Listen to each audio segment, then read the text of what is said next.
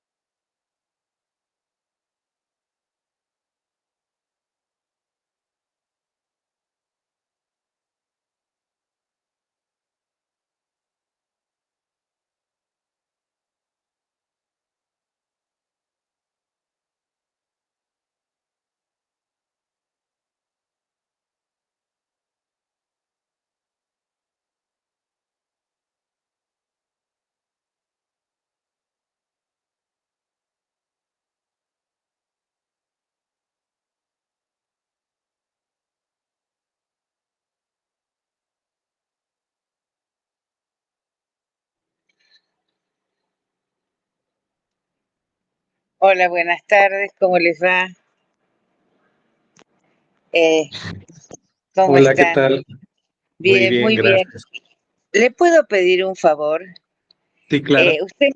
Tengo el enlace al Meet, buen día para todos, a través de el celular. ¿Me lo podría mandar a mi mail para poder entrar por la computadora? Me di cuenta de esto recién. Sí, claro. A ver, lilidonsis@gmail.com. Edith, ¿cómo te va?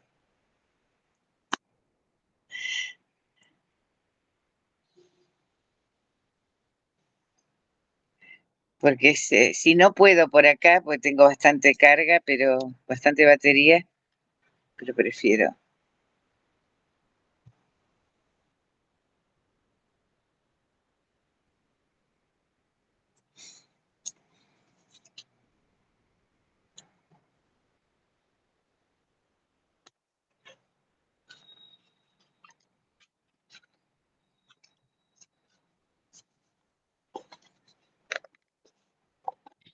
otra vez, ¿cómo es? Lili Donsis.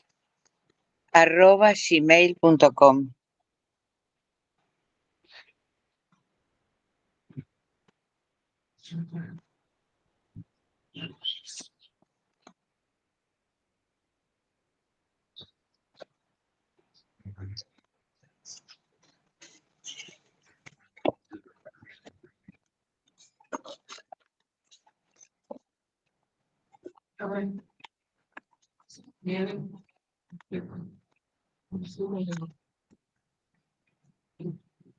Sí. A ver, ya lo enviamos. Muy bien, a ver, apenas llegue, ya lo veo, pues tengo todo abierto.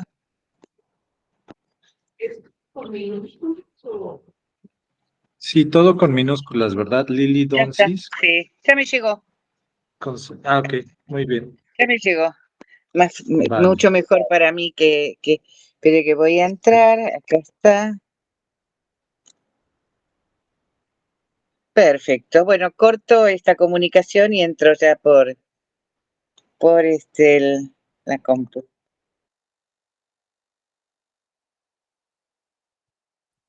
De acuerdo, ya, ¿verdad?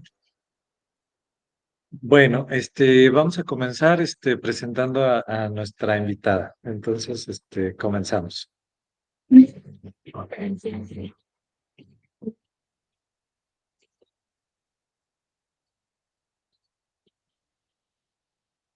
Lili entonces es psicoanalista, presidente de la Escuela Freudiana de Buenos Aires en 2 periodos, de 2019 a 2021 y entre los años 2005 a 2007.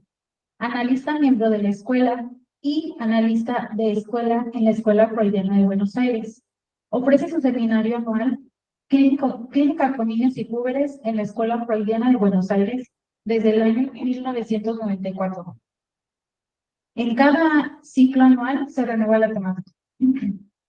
Miembro fundador de reuniones de psicoanálisis Zona Sur asociación dedicada a la transmisión de psicoanálisis, exdocente de la Facultad de Psicología de la Universidad de Buenos Aires, supervisora clínica en diversos hospitales públicos de Buenos Aires, evaluadora y directora de tesis de especialización en clínica con niños y adolescentes en facultades de psicología de Universidades Nacionales de la Argentina, Universidad Nacional de La Plata y Universidad Nacional de Rosario. Dicta seminarios, conferencias y presenta trabajos en numerosos congresos y jornadas. Países en los que ha publicado sus trabajos: Argentina, Brasil, Estados Unidos, Nueva York y San Francisco, México DF, Puebla y Guadalajara, Uruguay, Chile, España y Francia. Presenta habitualmente trabajos en la reunión lacanoamericana y en Convergencia, Movimiento Lacaniano por el Psicoanálisis Freudiano. Autora de los siguientes libros: Jugar, Dibujar, Escribir, Psicoanálisis con niños, cuenta con una tercera edición, editorial EFBA.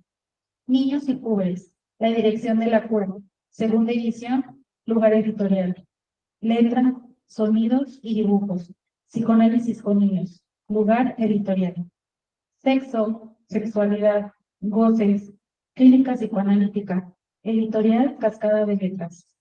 Editora y fundadora de la revista Sintón, Praxis Hereje en Lengua Hispana.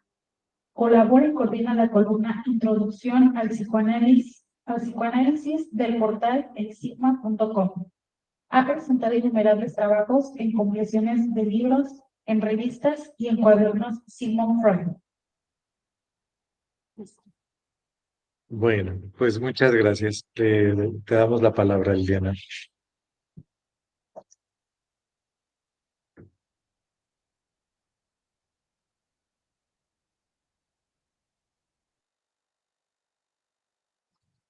Ah, está muteada. Está Ahí está. Ahora ya. sí.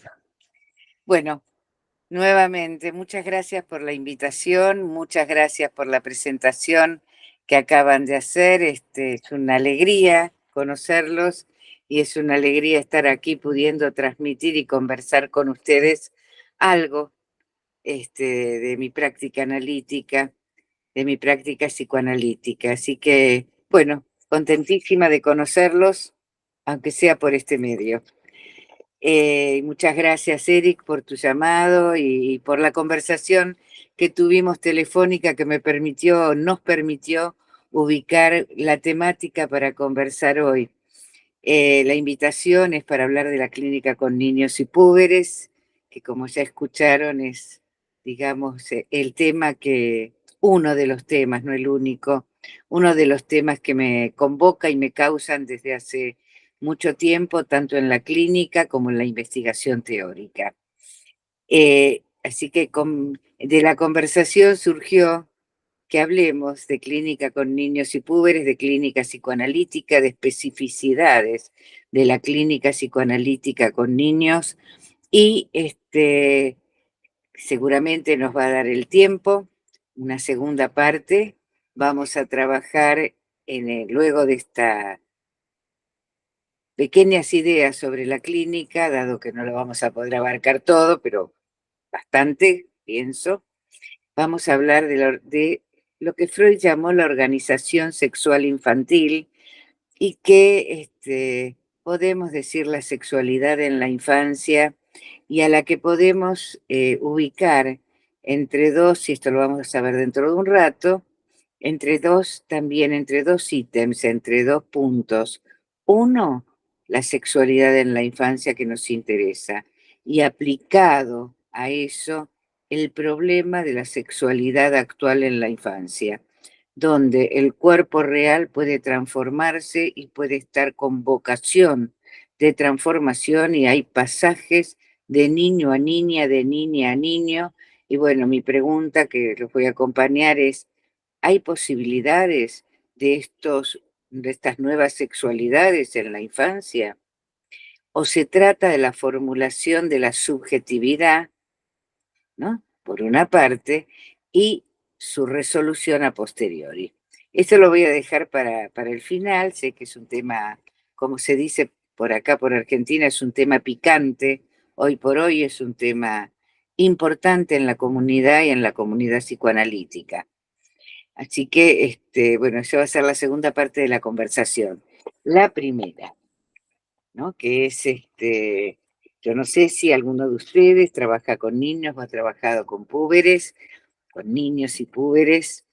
Yo suelo decir que trabajo con niños de 0 a 90 años, más de esa edad no he tenido ocasión, y sí he trabajado con bebés en algún momento, que fue realmente una experiencia muy, muy interesante.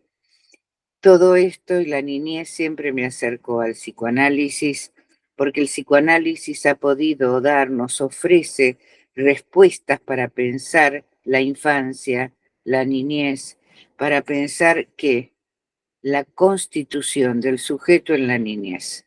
Porque si la pregunta, seguramente me hacen siempre, es ¿por qué niño? Yo digo, bueno, también, y tenemos esa suerte, para el psicoanálisis podemos considerar la niñez, al niño, al pacientito que se nos presenta como sujeto.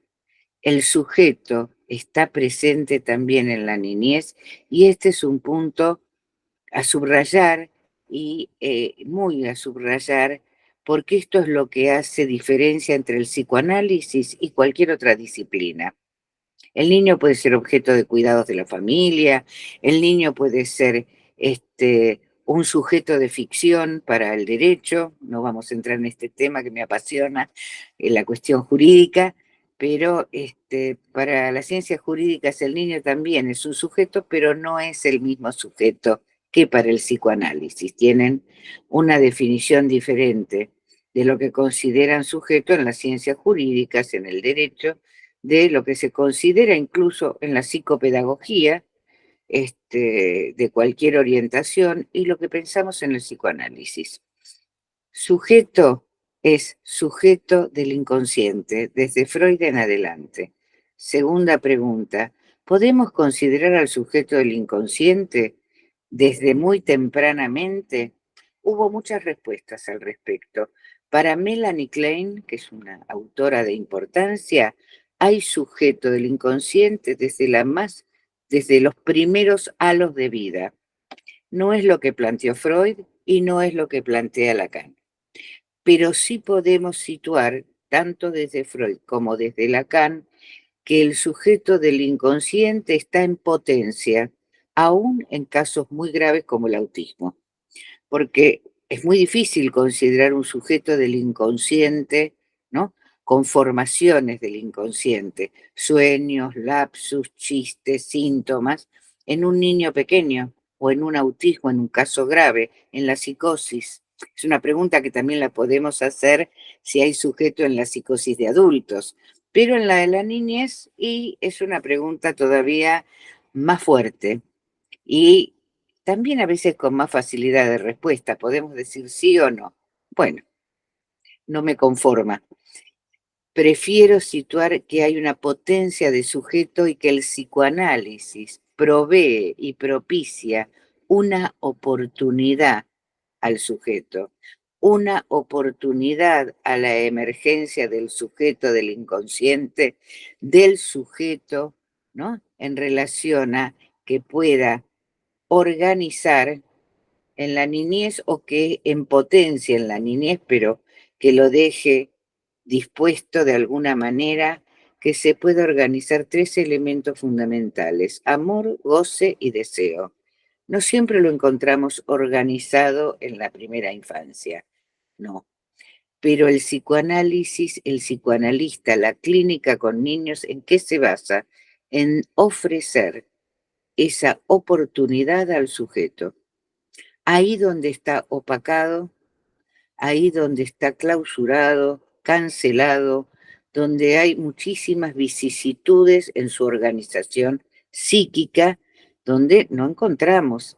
Seguramente ustedes conocen el caso de Freud, el pequeño Hans o Juanito, que en Juanito hay un sujeto concreto, hay primero angustia, hay juego, hay síntoma, hay resolución del síntoma, hay entrada en la latencia, ¿no? En otro tiempo, hay una organización falocastración, pero esto que Juanito, el pequeño Hans de Freud, nos muestra no es lo que pasa en el conjunto o en la mayoría de los casos por los que consultan a un psicoanalista. En nuestro tiempo, en nuestra actualidad, en nuestra contemporaneidad, prefiero decirlo así, abundan las consultas, lo que se llaman presentaciones actuales, abundan consultas por niños que precisamente no están, como el pequeño Hans, entre la angustia, el síntoma, es decir, la represión y el retorno de lo reprimido, y una relación a las circunstancias, las huellas del Edipo, ¿no?, que hacen a un armado de cierta estructura en Freud antes y después del Edipo, de cursado el Edipo, antes y después del complejo de castración, que eso marca un hito, un movimiento, y en Lacan, con Lacan podemos decir la estructura mínima, ¿no? Madre, padre, niño, falo, esa estructura mínima cuaternaria que Lacan ya provee, o nos plantea en uno de los primeros seminarios conocidos, que es el seminario 4, las relaciones de objeto, que plantea esta estructura cuaternaria, donde Juanito es nuestro invitado principal, de hecho. En el seminario le da mucho lugar al caso, al pequeño Hans o Juanito. Yo lo llamo Juanito y es mi amigo desde hace muchos años. Es el amigo con el que siempre converso. Leo, lo vuelvo a leer y vuelvo a escribir sobre él. Así que somos buenos compañeros en el trabajo. Bien, pero los niños por los que nos consultan en la actualidad hay un mundo nuevo, diría, un nuevo movimiento del mundo. No sé, en México, por lo que conozco, creo que también, autismos, TGD, niños estigmatizados con una etiqueta, que primero le ponen la etiqueta y después averiguan lo que es o qué le pasa, porque no es lo mismo.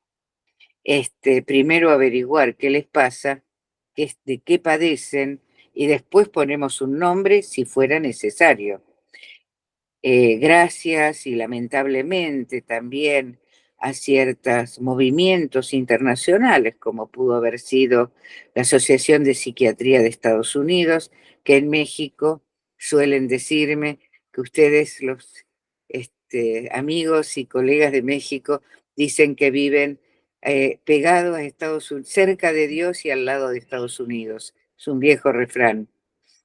Después, Eric, lo podrás decir mejor, ¿no? Bueno, gracias a Dios podemos seguir hablando de psicoanálisis y de alguna manera cuestionando lo que plantea, por ejemplo, y no solo el DSM en cualquiera de sus versiones, donde primero se busca el fenómeno y se etiqueta o se pone una etiqueta, un nombre al niño: autismo, TGD, trastorno de red, hiperactividad, ¿no? Atención, niños desatentos e hiperactivos, ¿no? Bueno, primero el nombre y después vemos al sujeto. El psicoanálisis nos va a plantear exactamente la inversa. Primero ubiquemos al sujeto, qué le pasa, cómo interrogamos su situación, junto, lo digo brevemente, pero esto da para mucho, junto con sus padres o con quienes vienen con él. A veces padre, madre, tutores, familiares, escuela, a veces es el pediatra el que lo deriva, a veces los padres pueden asumir una palabra respecto al hijo, a veces no. Y a veces hay una pregunta que solemos hacernos: ¿cómo es que invitamos a trabajar, por ejemplo, a los padres, siendo que los padres participan severamente muchas veces de aquello que es el problema del hijo, ¿m? De aquello que hace obstáculo en el sujeto niño? Pero nos la tenemos que ver siempre en esta configuración entre padres e hijos. A veces el niño lo pueden traer el tutor, el abuelo, el tío, pero la pregunta por los padres sigue presente, tanto por los padres concretos como por los padres en tanto funciones materna y paterna. O sea que es una pregunta y es un espacio de interlocución, si podemos, con la familia y con los padres. Entonces, investigamos, exploramos, valoramos, escuchamos especialmente aquello por lo que nos consultan y cómo se genera de la consulta, que esto es para otra reunión y tal vez no para hoy, pero lo planteo, cómo se produce que de una consulta surja una demanda de análisis. Esta es una pregunta que tenemos con los adultos, con los adolescentes y con los gerontes. Pero con los niños se hace más evidente porque el niño, yo conocí un solo caso de un niño que consultaba por sí mismo, después lo cuento, un solo caso a lo largo de muchos años.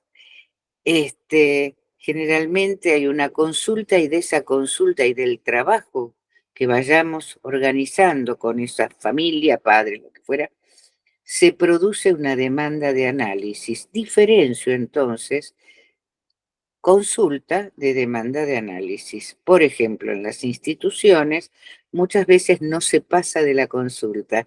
Se produce una consulta, entrevistas preliminares, no siempre hay posibilidades de encarar un análisis. Podría hacerse, pero no siempre las instituciones nos dan esta alternativa o se pueden producir.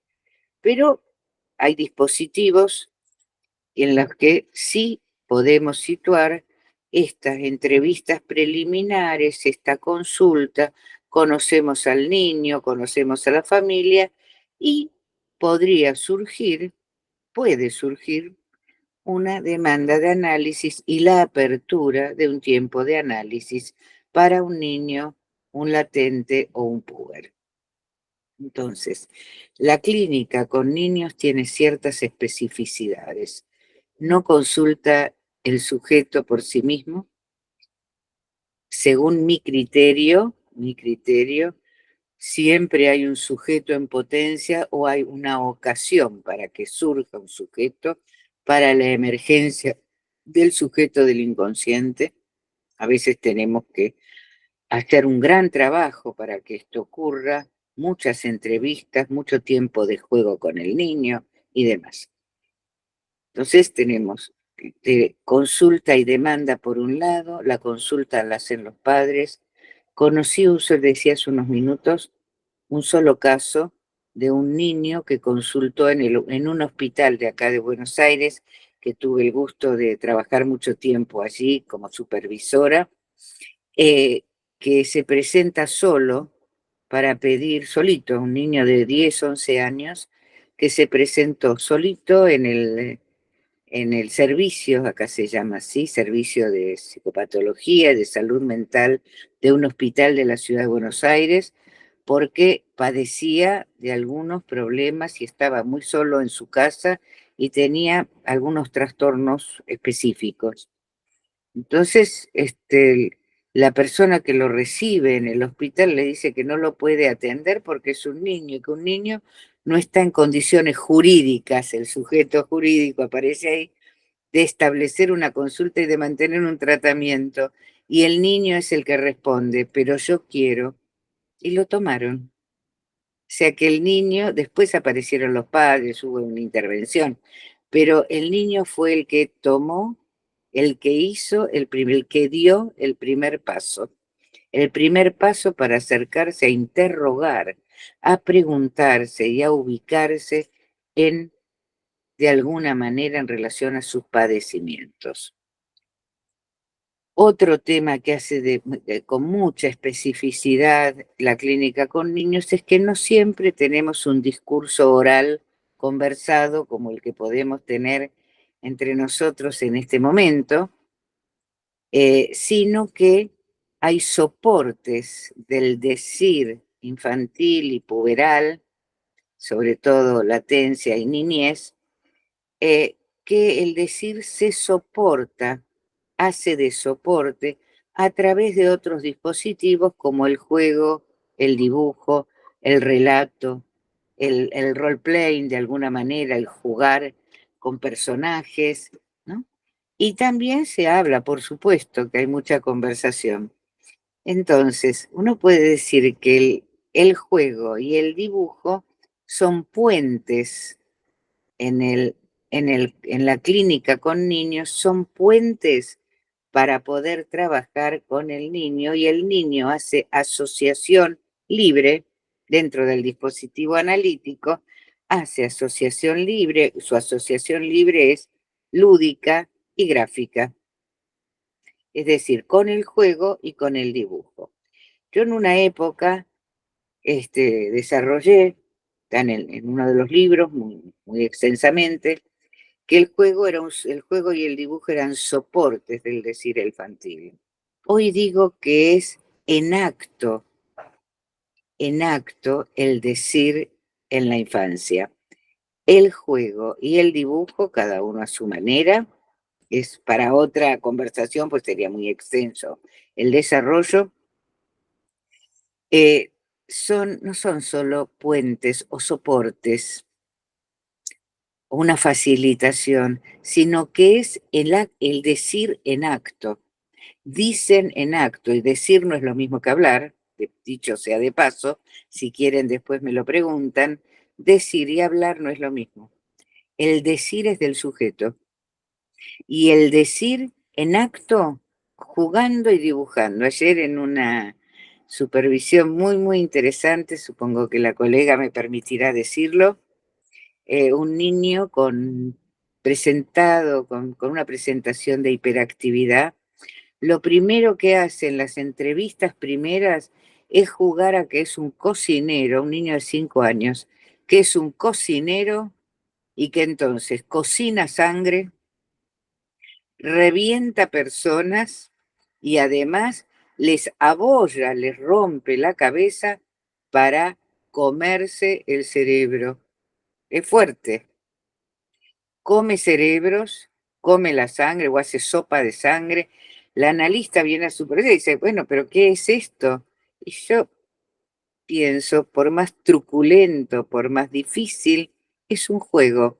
Este niño hiperactivo de 5 años, que es un niño con complicaciones, lo digo fácil, de conducta en la vida cotidiana, es el niño que se destaca por hacer problemas en su etapa de jardín de infantes, en el seno de la familia y demás.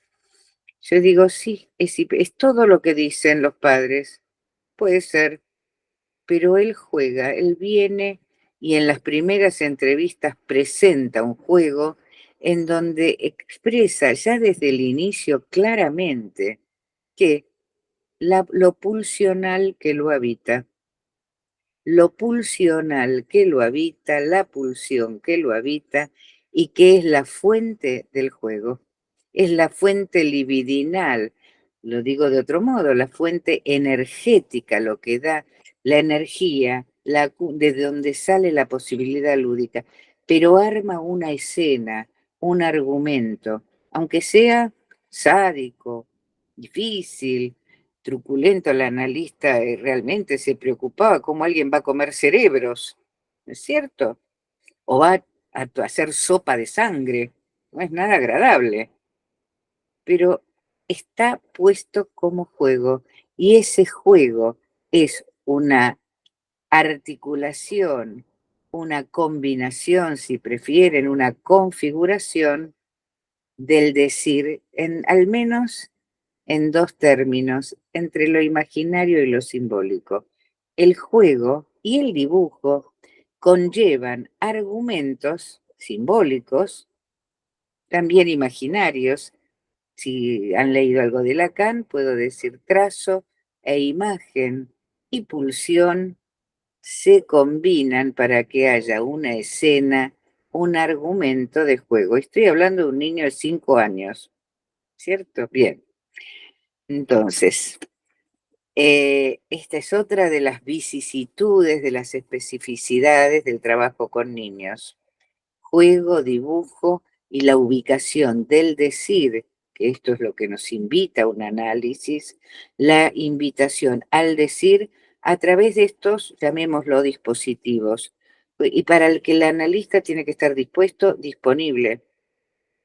Yo les puedo asegurar que en tiempos juveniles, el analista tiene más capacidad de juego, tiene más posibilidad lúdica, esto lo decía Freud también, que un analista octogenario, que los hay.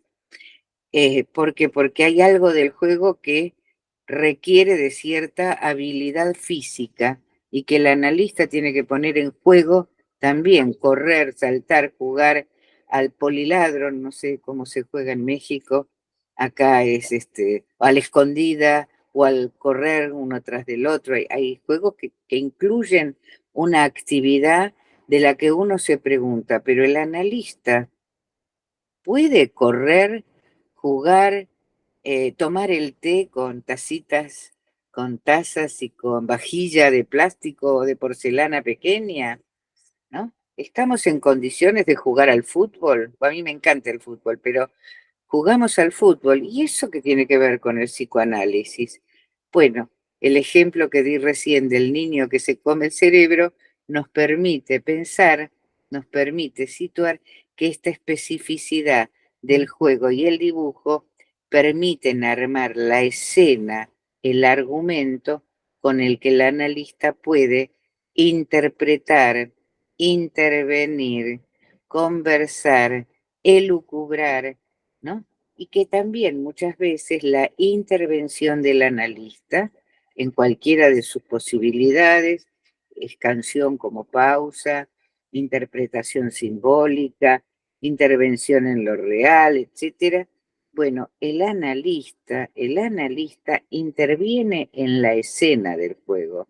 No es lo mismo darle a un niño una larga explicación sobre el lugar que tiene la tacita de té en el juego que jugar con la tacita de té y volcar el té o el agua, ¿no? Aunque no haya agua, aunque sea simbólico, ¿no? Interviene y se cayó. El caballo atropelló a la vaca y la vaca se comió al conejo y entonces seguimos jugando en una granja.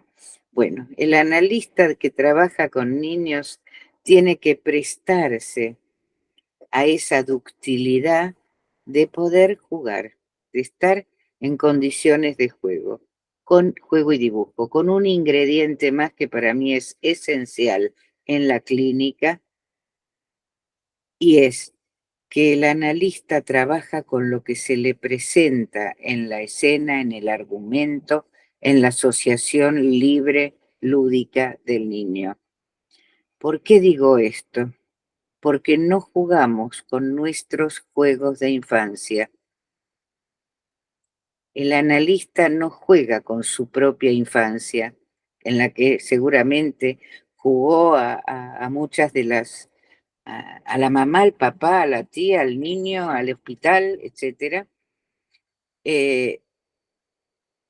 Sino que trabaja con el argumento, la asociación del niño y con el juego del niño, que a veces está a distancia, generalmente, y tenemos que trabajar en eso, de los juegos de infancia propios de la persona, del analista. El analista que trabaja con niños se abstiene, hay una abstención de goce de su propia infancia, para lo cual el analista que trabaja con niños, como analista, tiene que estar suficientemente analizado para que no se le mezclen sus escenas incestuosas infantiles. ¿Quién de nosotros, después me lo cuentan, no ha tenido un enorme amor por la mamá, el papá, el hermano, el tío, ¿no? ¿Quién de nosotros no ha jugado en su infancia a juegos en donde la sexualidad estaba implicada? Que levante la mano el que nunca ha jugado con la tía, el tío, el primo o con juegos que tengan que ver con la sexualidad, porque eso es parte de la infancia. Pero el analista se abstiene de sus recuerdos y de su novela familiar a la hora de trabajar con niños.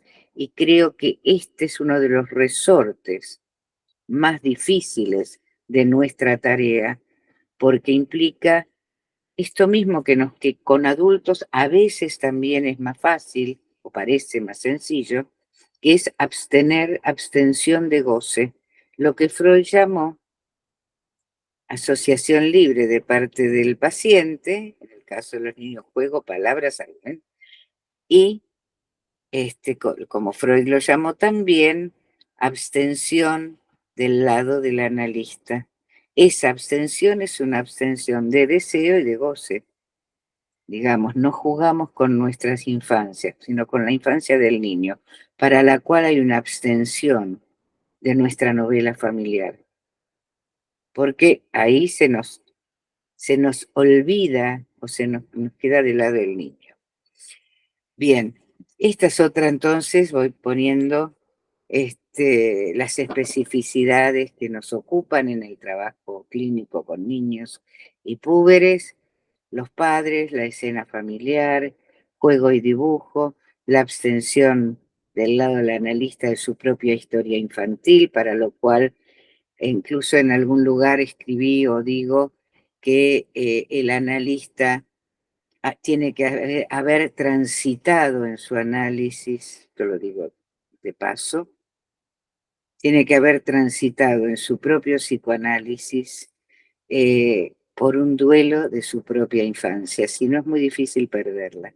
Tenemos que haber perdido, duelado la propia infancia para que cada vez que juegue con una niña, lo digo a mi manera, lo voy a decir a mi manera, no se me presenten, por ejemplo, los juegos en el patio de la casa de mi abuela con mi prima Irene, a quien siempre menciono, es un ícono, o con la prima Rosa de cada uno, ¿no? Sí, no tiene que entrar eso implica un duelo, es un trabajo psíquico del lado del analista para ubicarse. No es tan sencillo jugar terapéuticamente con los niños. Bien, y después otra de las cuestiones que siempre nos ocupan es, ¿hay síntoma? ¿Reconocemos un síntoma en la niñez? Algo dije hace un ratito con algunas de las preocupaciones respecto de, no es lo mismo un autismo que Juanito. No es lo mismo un niño con TGD, trastorno generalizado del desarrollo, como suelen decir a los problemas del desarrollo en nuestra actualidad, que un niño como Juanito que presenta un síntoma claramente establecido, la fobia a los caballos.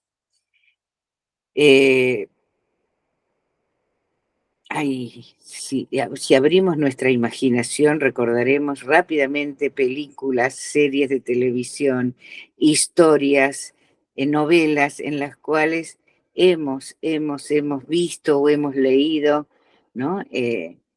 Circunstancias en las que un niño está atravesado por un síntoma, ahora vamos a ver qué es eso, y niños que el síntoma sería, digamos, que todo el trabajo analítico sería que el sujeto se instituya como tal para la aparición de un síntoma, que no hay síntomas. Por ejemplo, en las enfermedades psicosomáticas. En los padecimientos psicosomáticos, sobre todo en niños pequeños, no podemos necesariamente encontrar que el asma, la psoriasis, la alopecia, que se produce en niños, o sea, temas bien del orden de la psicosomática, puedan estar, podamos decir que tienen la estructura del síntoma. Son presentaciones, ¿no? En la psicosomática yo puedo agregar, y después le puedo recomendar algún libro para leer, en la psicosomática, el fenómeno psicosomático tiene vocación de síntoma, puede transformarse en síntoma. De la psoriasis a otro síntoma, a un síntoma diferente. No es un síntoma en el sentido riguroso que el psicoanálisis le da a la palabra síntoma. El autismo o presentaciones autísticas presentaciones autísticas, no siempre son autismos, a veces se producen estas retracciones del sujeto o retracciones del niño por diferentes motivos y no tienen la configuración de un autismo. Y no podríamos decir ni en la retracción ni en una presentación autística concreta que estamos ante un síntoma. Si estuviéramos ante un síntoma, la cura, la clínica y el tratamiento serían diferentes. Son diferentes abordajes de problemáticas que se presentan en la niñez. Entonces, ¿me siguen hasta aquí? ¿Sí? Vamos andando bien.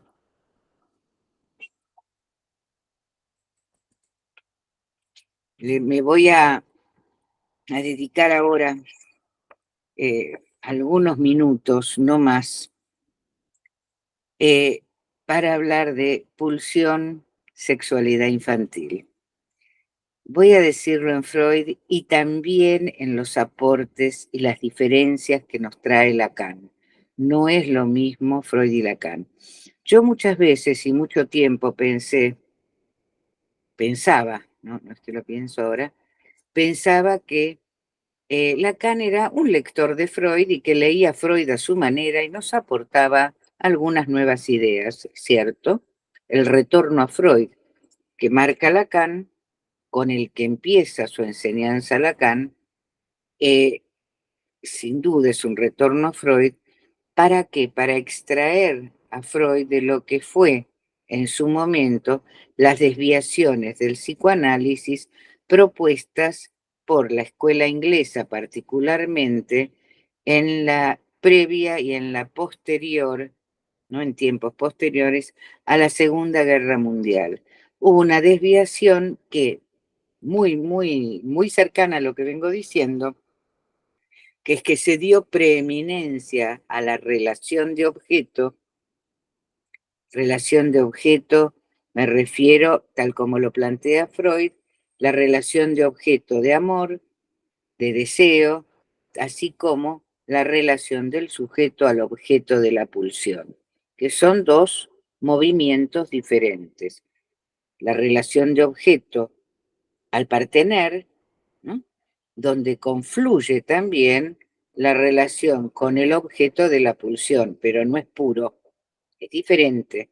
Yo no podría decir con relación, por ejemplo, a mi marido que es un objeto oral, porque la verdad que no, pero debe confluir algo de lo oral en ese vínculo amoroso. Entonces, la relación al otro no es necesariamente equivalente e igual a la relación yo con el objeto de la pulsión. Bien, entonces, de a poquito. Lacan marca una diferencia porque retorna a Freud para rescatar y subrayar que el sujeto y no el objeto. La predominancia del objeto en la clínica psicoanalítica del tiempo post-freudiano, como se llamó, es lo que Lacan trató de, por lo menos en los primeros 10 años de su enseñanza, de limpiar y esclarecer en el panorama psicoanalítico. Entonces, vayamos por partes brevemente. Freud nos presenta varias cuestiones. Yo voy a mencionar las que tengo acá anotadas, pues deben ser muchas más. 3 o 4 temas esenciales para tener en cuenta en la clínica con niños, agrego, también en la clínica con adultos, pero hoy quiero subrayar el aspecto niños y púberes. Sexualidad infantil, no considerada hasta ese momento, porque la moral victoriana, como se suele decir, no daba lugar ni siquiera a pensar, ¿no? Que el niño estaba atravesado por la sexualidad desde el primer halo de vida. Freud nos plantea el problema de la sexualidad en la niñez. Hay sexualidad infantil, segundo tema que nos propone, es que hay perversión polimorfa en la infancia, perversión o una disposición perversa, ahora voy a explicar qué quiero decir con esto, una disposición que requiere de dos operaciones, digo, con fuerza, en la infancia que Freud llamó complejo de Edipo, complejo de castración. Atravesar esas operaciones permiten redefinir las tendencias libidinosas de la infancia, tendencias incestuosas y tendencias de la perversión polimorfa, para llamarlo, Freud lo llamó así, que lo van a encontrar si leen en Juanito. Juanito, antes de la aparición de la angustia, jugaba en sus vacaciones con unas niñas. No sé si lo recuerdan, pero lo pueden buscar en el historial, es muy, muy conocido. Jugaba con unos niños en un patio donde él era el caballo, donde el caballo se caía, jugaban a darse besitos, jugaban a que se casaban, a que no se casaban, a que tenían hijitos, a que mostraban la falda, a que se levantaban la falda las niñas y los niños mostraban sus genitales de una manera muy abierta, ¿no? Sin pudor, diría, ¿no? Lo digo con un ejemplo de mi clínica, de un niño muy simpático, por otro lado, que es también de 5 años, como Juanito y como el niño come cerebros, este, es, es una edad interesante en la clínica, que me dice, sí, sí, venía con todos los nombres de sus compañeros que lo habían saludado para su cumpleaños, y entonces me dice, ahora Lucio y Marcos, vamos a ponerle esos nombres, ahora se casaron y son hermanos, al mismo tiempo. Después me explica que él se va a casar, que a él le gusta Nina, pero que Nina también es novia de Héctor. Entonces, Nina primero se va a casar con él, ¿no? Y después se va a casar con Héctor. Y somos todos felices, ¿no es cierto? Hay una canción latinoamericana que dice, y seremos felices los cuatro, ¿no es cierto? Bien. Entonces ellos se casan para ser hermanos o se casan primero con un amigo, después con el segundo amigo, y está todo permitido, o sea, como que la legalidad matrimonial formal incluso, o la formalización de algunas relaciones de parentesco, todavía no están instaladas. Van a requerir de operaciones, como Freud la llamó, del Edipo, es decir, de el reconocimiento de la incestuosidad, del vínculo incestuoso con la madre, y luego esa operación de castración que es la prohibición del incesto. Como consecuencia, se entra en la legalidad, la prohibición permite el acceso a una legalidad que con Freud decimos la legalidad del deseo. No estoy hablando de la legalidad jurídica. Pero algo interesante, este movimiento Edipo-castración, ¿qué permite? Permite también entrar en una legalidad.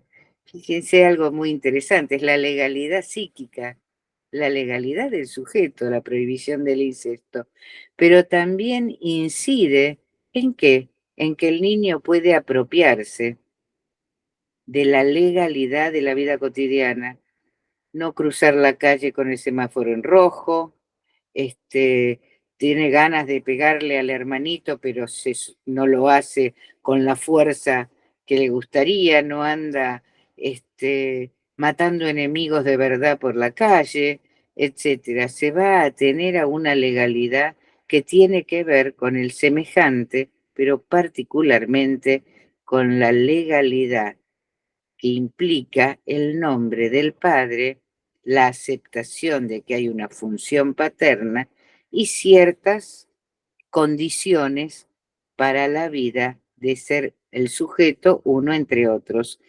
Y también, a los que les puede interesar la cuestión pedagógica, es gracias a esta operación, prohibición del incesto, salida del amor materno, tanto para niños como para niñas, que es un tiempo de la vida, por así decirlo, es un movimiento, me gusta más para no confundirnos, que es un movimiento que permite que en diferentes culturas y aún en diferentes momentos de la historia, los niños pueden entrar en la lectoescritura con mucha más facilidad que sin haber atravesado la prohibición del incesto y el acceso a la transmisión de la ley del nombre del padre. Si esto se produce, ustedes van a ver, en cualquier cultura alrededor, ahora en una época era los 5 o 6 años, incluso Freud habla de los 5 años. En la actualidad esto me parece, por lo menos en mi país, que se ha adelantado. Los niños hoy de 4 años, por poner una edad, pueden aprender a escribir porque están como mucho más estimulados por la lectoescritura y por las funciones simbólicas.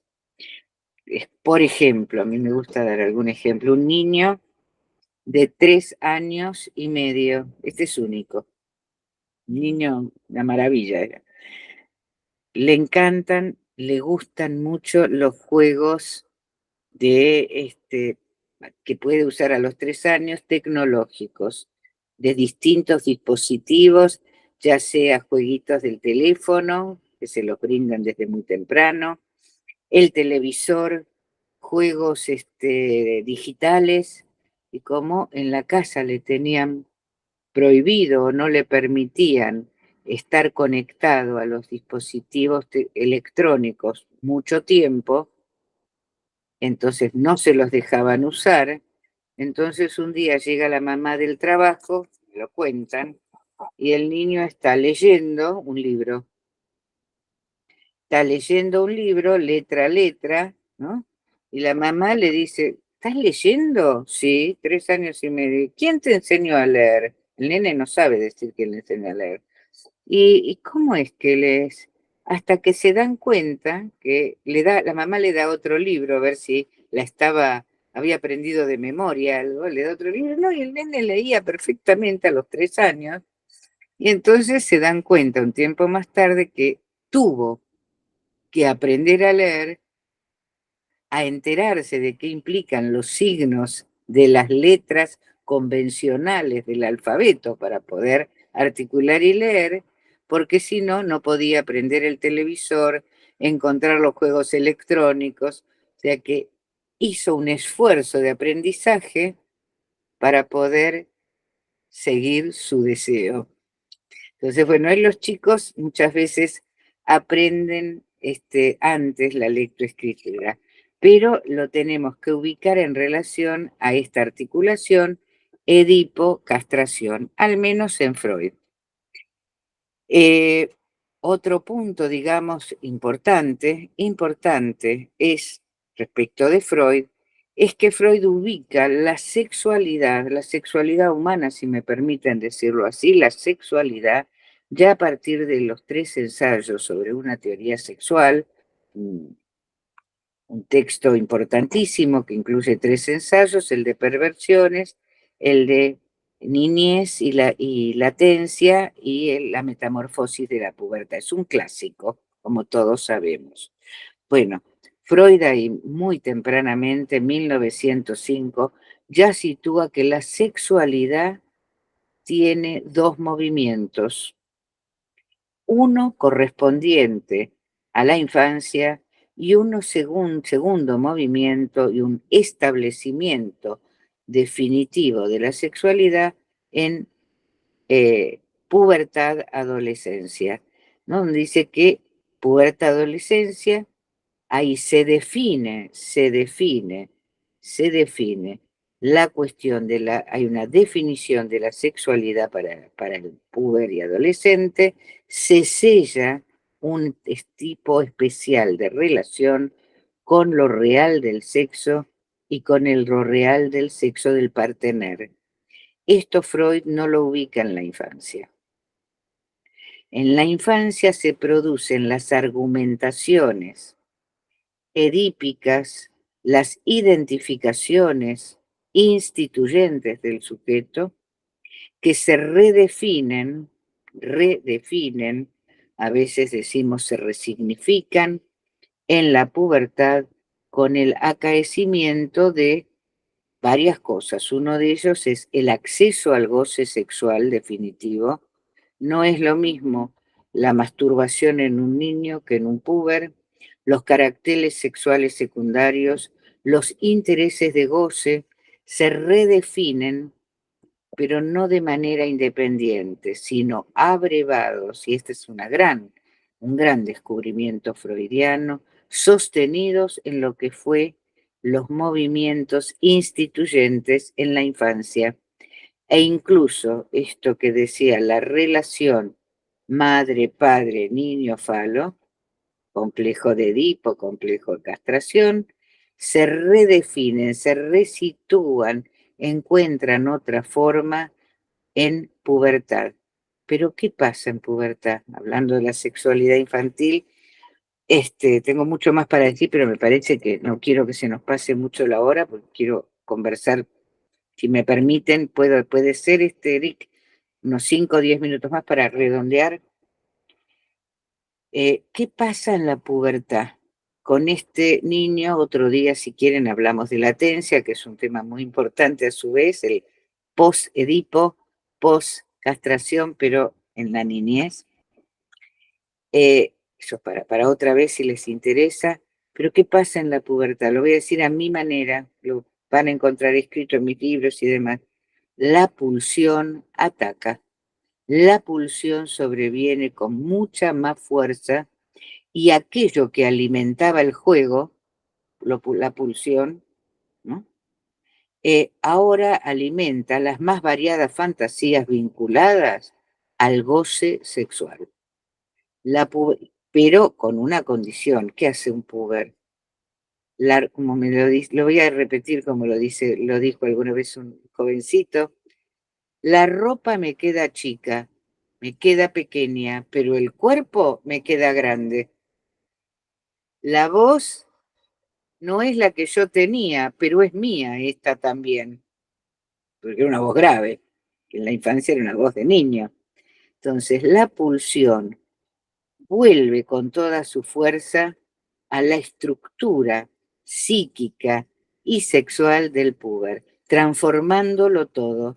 Todo cambia, así como también cambia la relación a los padres, de la dependencia relativa al adulto, de la dependencia, digo relativa porque no es total, a un punto en donde empiezan a tomar distancia, ¿no?, de la alienación infantil a una separación, que no será la primera ni la última, a una separación, por cuestiones de tiempo lo voy a decir con un ejemplo de una jovencita que cito y que está escrito por ahí, que atiendo, una muchachita de 14 años, que nos puede enseñar que ella me enseñaba que lo que le interesaba era la música coreana. Vieron que está de moda el K-pop, ¿no? El K-pop es lo que escuchan los chicos. Música coreana de un grupo, de una banda de chicas coreanas.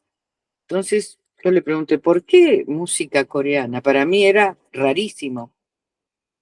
Y ella me contesta, porque mi mamá y mi papá saben inglés. Claro, está. Pero coreano, nada. Entonces, es, escucha música coreana porque eso pone una distancia de lenguaje y de lengua entre ella y los padres.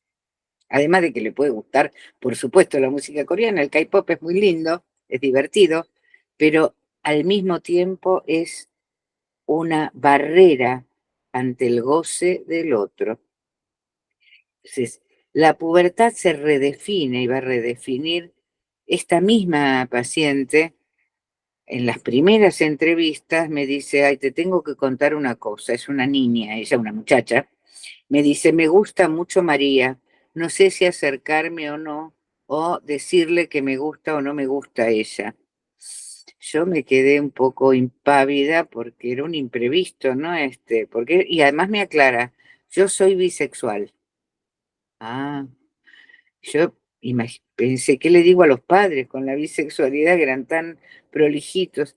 Le digo, ¿y tus padres? Y me dice, sí, yo ya le dije a mi mamá que yo era bisexual. ¿Qué te dijo? Que haga lo que quiera. Ah, bueno, entonces, digamos, el análisis continuó. Entonces, la sexualidad va a entrar en relación al goce de lo real del sexo del partener. Ya no es el argumento lúdico de jugar, como decía hace un ratito, a la sexualidad.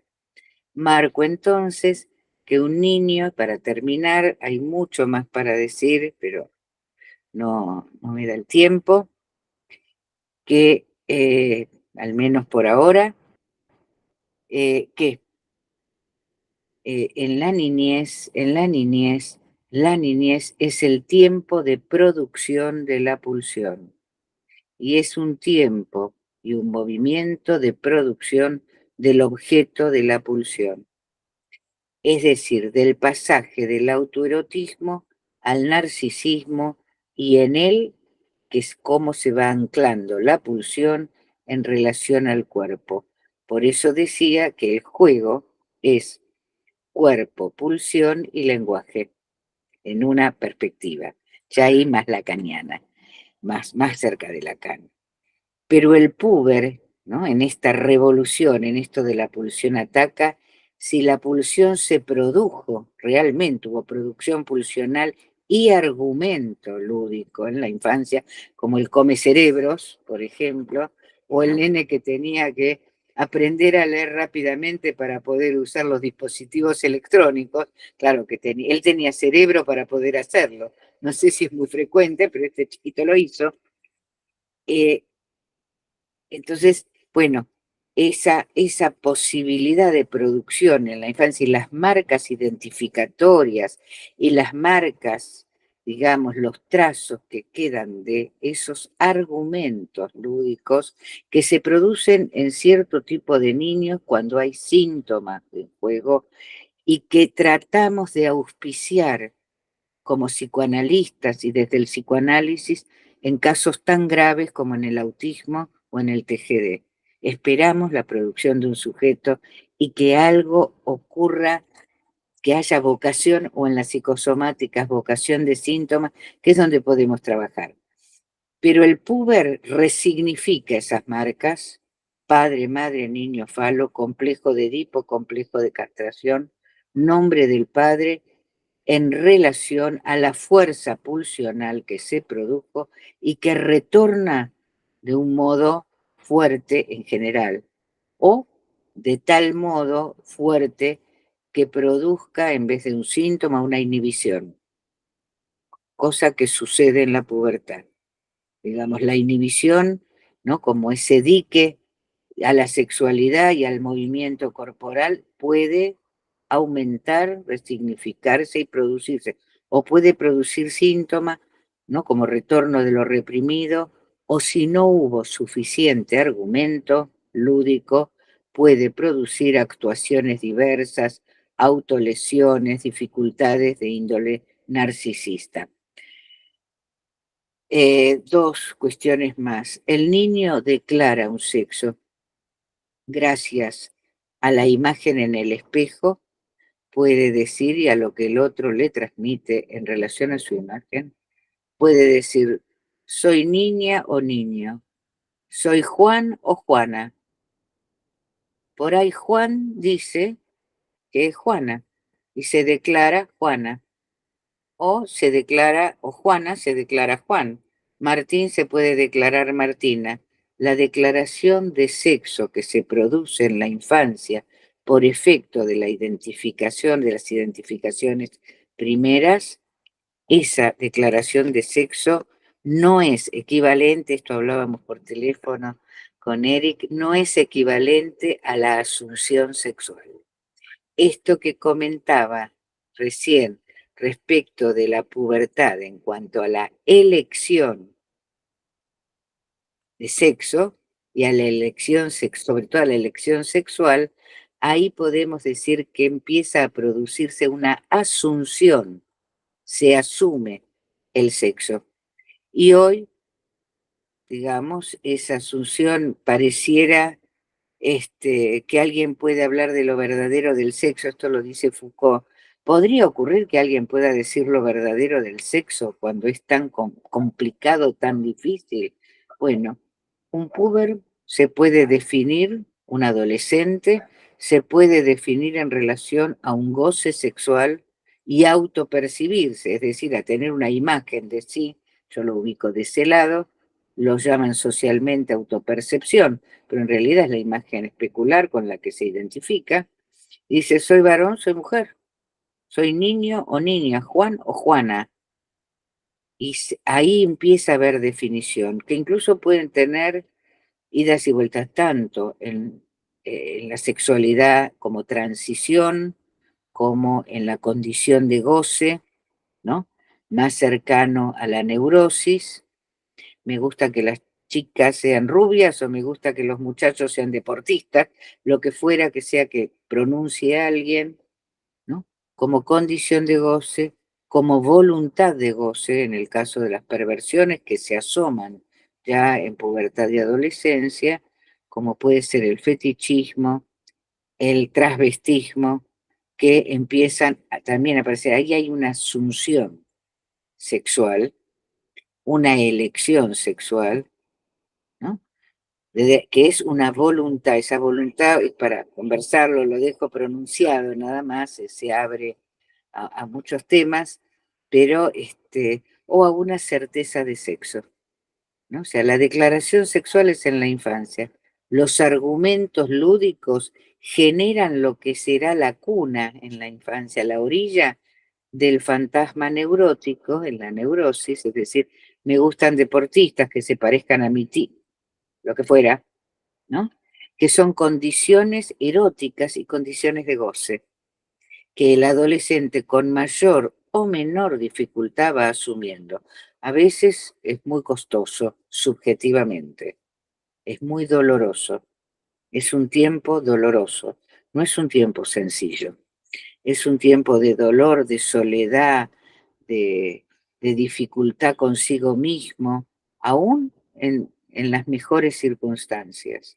Cuando no, en las más difíciles, que requiere a su vez, hoy por hoy, ¿no? Asumir familiar y socialmente una condición sexual o una voluntad de goce diferente a la esperada. No digo diferente al sujeto, diferente en muchas ocasiones a la esperada.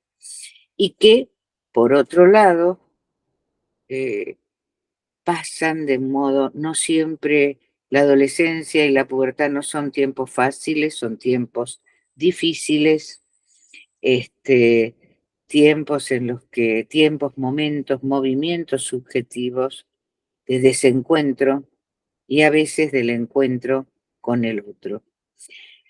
Bueno, entonces diferencio, aunque sea por definición ahora, declarar un sexo, niño, niña, Juan, Juana, asumir una sexualidad a través del trabajo pulsional y esta asunción de sexo y de goce sexual que se va a producir en la adolescencia y en la pubertad. Tiempos difíciles donde se sella, si se trata de la neurosis, la fantasmatización de cada quien. Bueno, creo que para dejar unos minutos para preguntas y respuestas. Muchas gracias por la atención tan extensa que han tenido.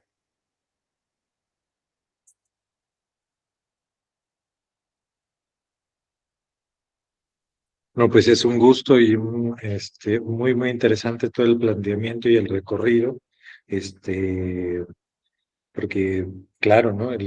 Llega al análisis el sujeto de su infancia, ¿no? Es ahí todo se remite, ¿no? Bueno, pues tengamos un diálogo, por favor pueden, levantar la mano o abrir el micrófono, hacer la pregunta y podemos, dialogar sobre todo esto muy, muy interesante. Bueno, entonces, el que quiera, adelante.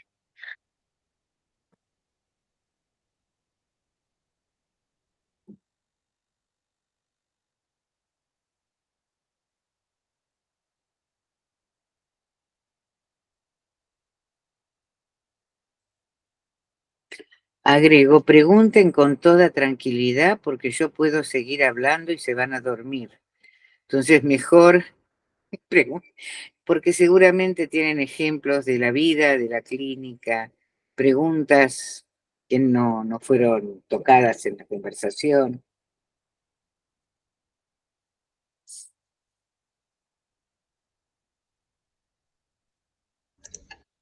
Heidi Gargay. Hola, buenos días. A mí me pareció muy interesante estos elementos que nos transmiten en relación a las configuraciones que se empiezan a establecer desde la infancia y la adolescencia.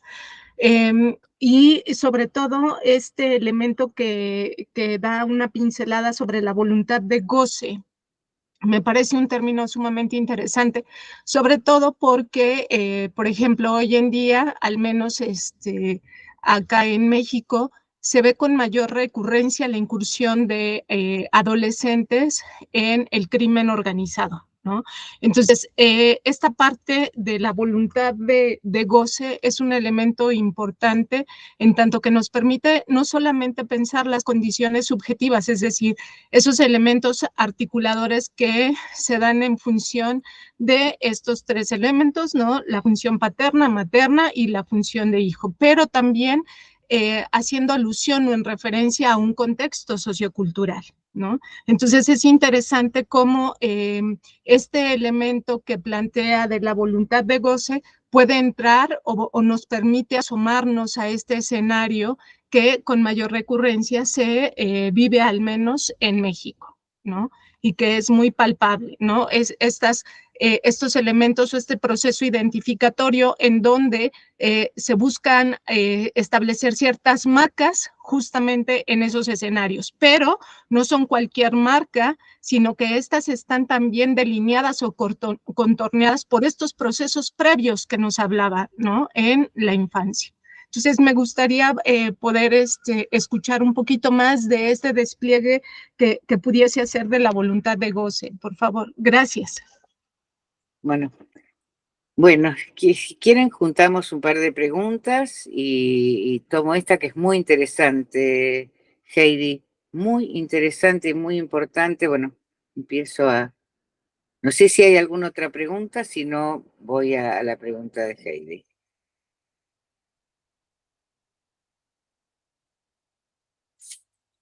Bueno, voy a la pregunta de Heidi mientras se les van ocurriendo algunos otros temas. Es muy interesante lo que preguntas, porque yo hago una diferencia que escuchaste muy bien y te lo agradezco, que lo hayas podido subrayar, que yo tengo una posición, o por lo menos me gusta leer a Lacan de los últimos años, donde ya no hay estructuras clínicas, al modo de neurosis, de histeria, obsesión, fobia, esas las deja de lado las neurosis, sino que lo plantea la estructura de otra manera, de otro modo. Pero no obstante lo cual, en relación al goce y en relación al fantasma, que era uno de los temas que habíamos conversado rápidamente con Eric, en relación al goce sí podemos delimitar distintas modalidades de presentación, ¿no? Y de respuestas del sujeto a la castración del otro.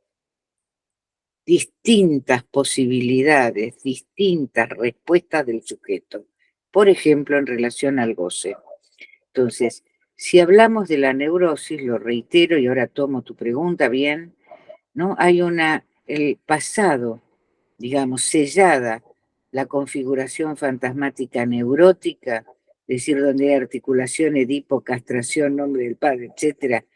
Ahí podríamos situar que hay una condición de goce, ¿no? Es decir, condición de goce subjetiva del sujeto, condición de goce que no tienen los animalitos en tiempo de celo. Salen los cervatillos a correr por la pradera y no estoy segura de si busca el cervatillo a una cervatilla de color rubio o de color marrón o con lunares. No lo sabemos. De hecho, no hay una distribución tal que permite ubicarlo. Salen en tiempo de celo. No hay condición de goce. Hay instinto. la condición de goce en la neurosis permite poner condiciones, Freud lo llamó así, condiciones de la escena erótica, condiciones eróticas de la elección de objeto, condiciones eróticas. Es una condición fantasmática, después nos damos cuenta en la vida que puede ser así o así, y que además cambia muchas veces si se transforma por un análisis o por la vida misma. Pero cuando la respuesta a la castración del otro es renegatoria, como lo digo freudianamente, se producen respuestas que Freud ubicó en la perversión. Fetichismo, transvestismo particularmente, ¿no? Donde se trata de una voluntad de goce. Se goza con el zapato. Es el zapato lo que promueve el goce. Es la violencia, el sadismo o el masoquismo, la condición de goce. Lacan lo dice muy, muy bien en relación a estas posiciones más cercanas a lo que conocemos como perversión o perversión en el lazo social, que de eso también hay mucho. En la actualidad podemos también conversarlo. La voluntad de goce es el zapato, el sombrero, ese vestido. No puede ser algunos, hay una pluralidad de objetos. Es el objeto determinado y definido que hace a la voluntad de goce. Y ahí entra muy bien tu pregunta. Y digo la de la psicosis. En algunas presentaciones psicóticas o posiblemente psicóticas, no absolutas, que es la certeza de cuerpo. La certeza de cuerpo se presenta particularmente en la transición sexual, en el transexualismo, porque no importa el goce, sino importa reconocerse en un cuerpo. No son todos los casos, algunos. No generalizo, como hay colegas y colegas míos muy queridos que generalizan el transexualismo a la psicosis. Yo no estoy de acuerdo. Creo que hoy por hoy hay de todo un poco. Pero referido exactamente a tu pregunta de la cuestión de la violencia y la crueldad, efectivamente, en algunos contextos socioculturales, la voluntad de goce, y hay que ver de quién, si del que contrata o del que es contratado, porque a veces entra en el crimen organizado, como vos lo llamás, y que eso también entra en una rama del derecho, y no solo en el psicoanálisis. El psicoanálisis no sé si va a dar respuesta total a eso, es simplemente una pincelada, algo, porque ahí tenemos que pensar en el crimen organizado, es el que contrata, el que promueve o el promovido, ¿no? Digamos, ¿por dónde pasa la voluntad de goce? Porque si es a matar o morir, supongo que en México, estamos igual en Argentina en la actualidad, solo que en México se veía esto mucho antes que aquí ahora hay ciudades completamente alteradas como la ciudad de Rosario, donde, digamos, la criminalidad comanda lo social. Es un tema muy, muy, muy complejo, y muy complejo porque hay intereses económicos y sociales muy grandes, y no podemos dar respuesta a eso. Se lo dejo a los sociólogos y a los politólogos y a los abogados. Pero en lo que sí podemos ver es si esa voluntad está en el que entra en el crimen organizado o en las bandas, ¿no? En las bandas de delincuentes o en las bandas de consumidores de drogas, ¿no? De los consumos problemáticos y demás, ¿no? Y ahí voy a pensarlo del lado del adolescente, no del lado del adulto, pero del lado del adolescente también podemos plantearnos en cuánto desamparo subjetivo están para que el goce pueda irse a situarse, sumarse a una banda y tener un amparo con los otros, ¿no? A veces para bien, a veces no. Entonces, Por eso digo, la voluntad de goce ahí en relación a la perversión, hay que ubicarla y también hay que ubicarla en relación a ni Freud ni Lacan hablaron de la crueldad como una perversión. La verdad que no. El que habló de la crueldad como un problema muy serio es un gran psicoanalista argentino que citamos muy a menudo, que fue Fernando Ulloa, que tiene muchísimos textos, creo que nos dejó esa marca, Fernando, que tuve la suerte de conocer y de tener cierta amistad con él, dejó marcas en relación a la crueldad. Freud toma la crueldad del lado del sadismo. Hasta ahí lo toma. Lacan no lo tengo presente, pero podría estar. Ahora, en el crimen organizado, me parece que la situación es muy compleja. Porque ¿qué es lo que se organiza? ¿Qué se contrata? Porque la perversión requiere un contrato. Hay un contrato perverso que se produce, por ejemplo, en el masoquismo. Ahora, la adolescencia permite, por su vulnerabilidad, estar más disponibles para entrar en, digamos, para ser captados o capturados por el promotor de la violencia. Violencia.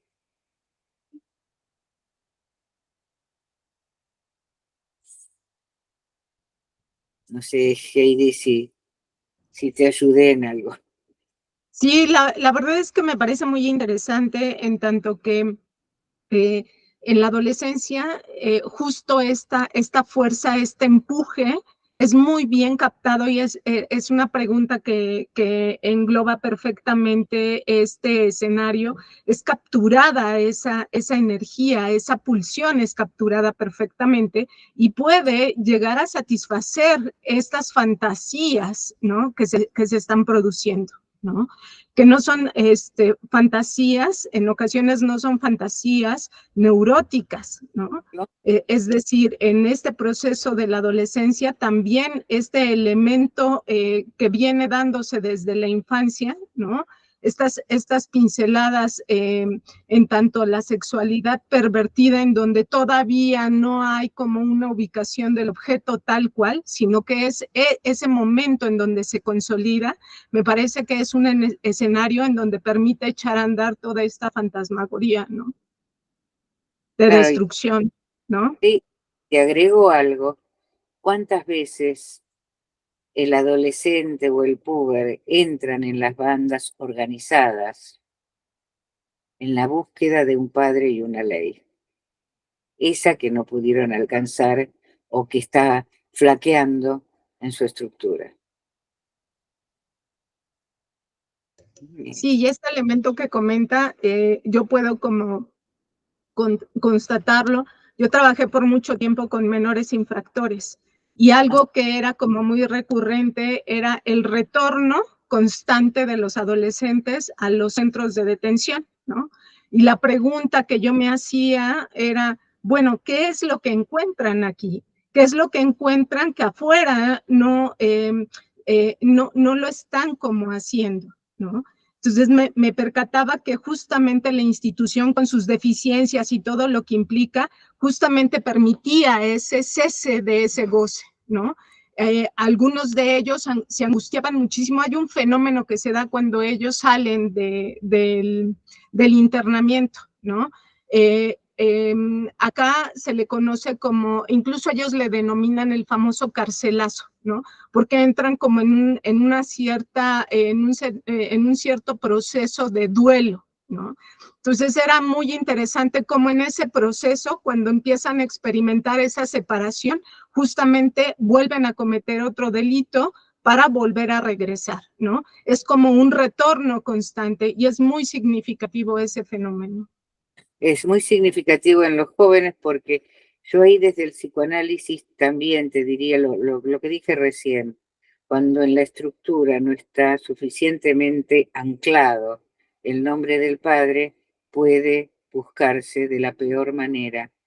Y este retorno a la penitenciaría o a la cárcel a las vos decías, las internaciones penitenciarias, les da a veces, llamativamente, les da a veces un lazo social y una contención entre otros, aunque sea muy doloroso y muy complicado, aunque sea fuera de la ley, buscando una ley que no hay. Más Le allá, agradezco. más allá de que con la situación del crimen organizado, como se lo conoce, los consumos problemáticos tienen muchísimos otros factores que el psicológico, que ya sabemos, comerciales, políticos, en fin. Sí, sí. Bueno, ¿algún otro comentario, pregunta, búsqueda?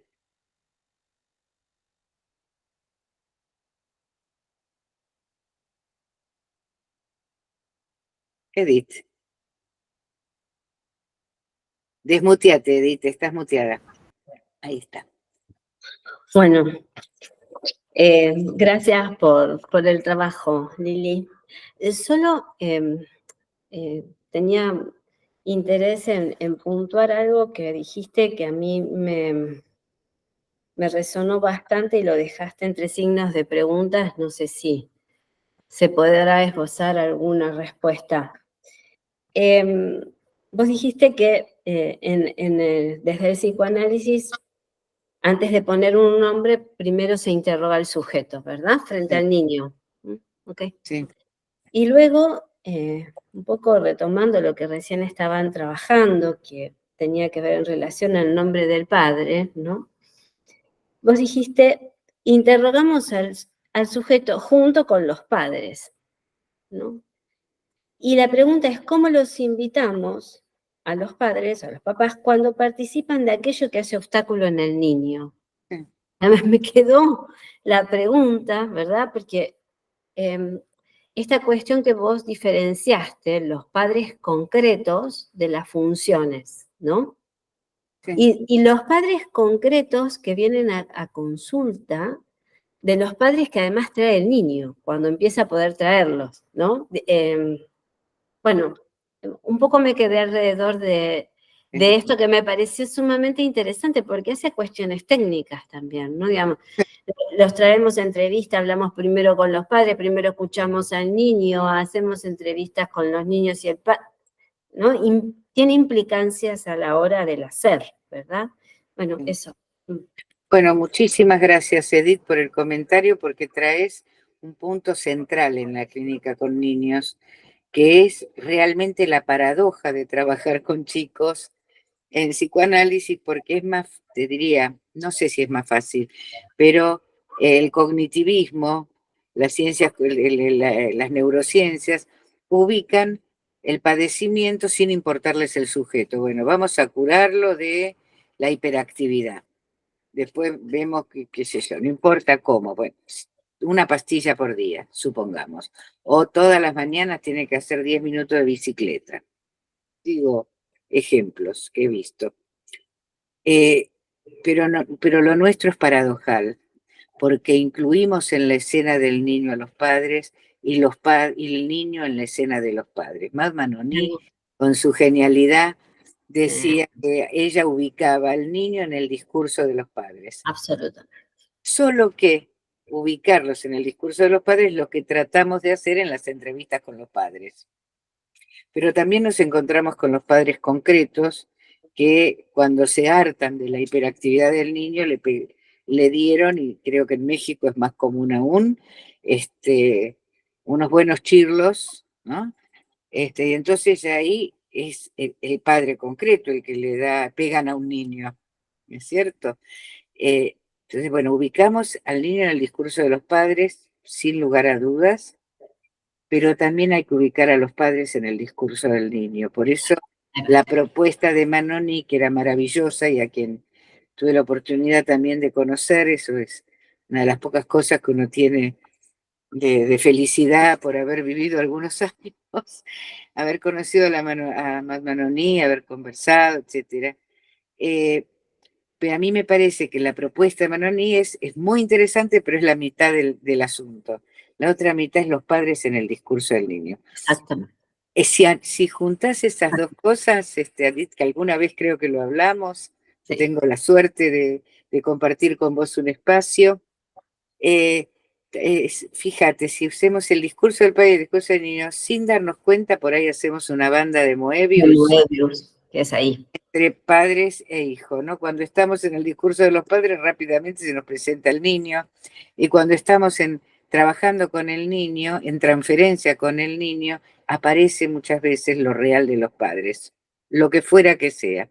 Entonces, estamos en esa paradoja que no tengo otra manera que pensarla al modo de banda de Moebius, bueno, y alguna Moebius. Me gusta eso. topológica que podemos charlar en otro momento, que nos permiten ubicar esta paradoja, porque el niño, salvo ese chico que fue al hospital solito porque se sentía mal y nadie podía acompañarlo, en general no nos queda otra que llegar con papá, mamá, tío, tía, abuelo o alguno que se hace cargo, aún de la peor manera. Pero, para aliviar un poco, el hecho de que ya haya una consulta, así sea recomendada por la escuela, al pediatra o lo que fuera, ya el solo hecho de consultar abre la posibilidad de ver en qué punto están sintomatizando, complicando los padres. Ya es un paso respecto de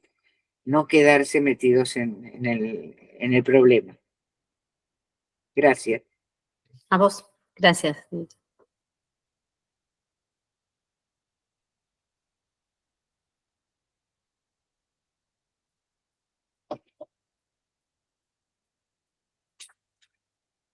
Bueno, alguien más, que tuviera otra duda, sin duda muy interesante todo esto. Ahora yo pensaba cosas que no vemos en México, en Latinoamérica, pero que se ven en otro lado, como esta cuestión de adolescentes con suicidio, actos terroristas, ¿no? Como una bomba ahí, pasar a un acto así, bueno, sin duda, bueno, son cosas muy fuertes, pero bueno, pues no sé, alguien más, pues ya nos despedimos, algunas palabras de cierre.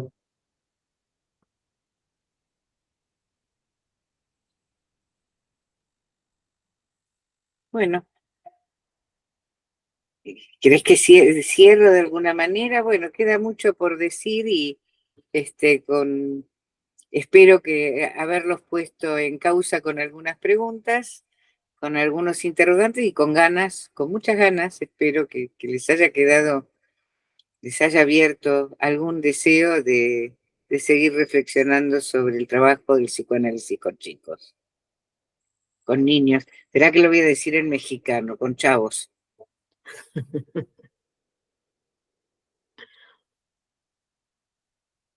Bueno, pues muchas gracias,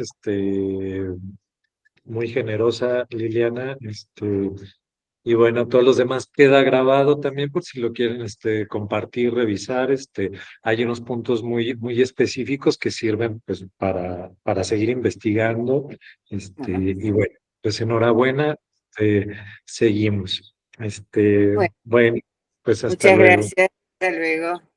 Hasta chao, luego. Hasta chao, la próxima. Gracias por la invitación.